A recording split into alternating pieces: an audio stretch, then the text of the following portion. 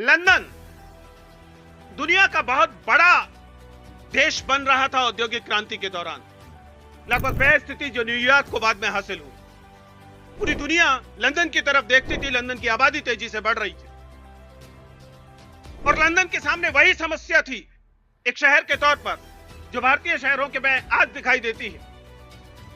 समस्या यह थी कि गंदगी जो रोज तैयार होती है उसका कैसे निपटान किया जाए, पाखाने कैसे साफ किए जाएं। वहां पर भी पाखाने उस समय वैसे ही साफ होते थे जैसे कुछ साल पहले तक आपको भारत में दिखाई देते थे।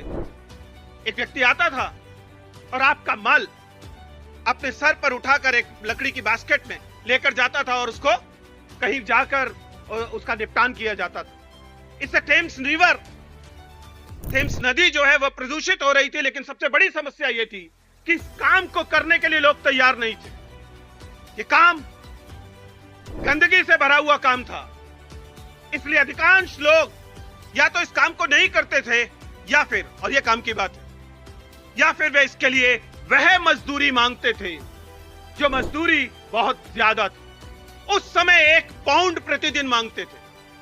यह अनअफोर्डेबल था बहुत सारे लोगों के लिए। अब इस बात को समझिए, काम वही था जो हमारे यहां भी होता है, लेकिन वह काम करते समय पूरे यूरोप में किसी भी काम के लिए दी जाने वाली सबसे बड़ी मजदूरी थी इस मैले को उठाकर रखना।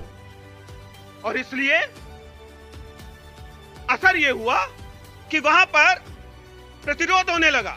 लोगों ने कहा कि हम इतना अफोर्ड नहीं कर सकते और उन्होंने दबाव बनाया और उसके कारण वहां पर एक पूरी की पूरी नई, उस समय की सबसे आधुनिक सीवेज सिस्टम इजाद किया गया। हमारे देश में क्यों नहीं किया गया?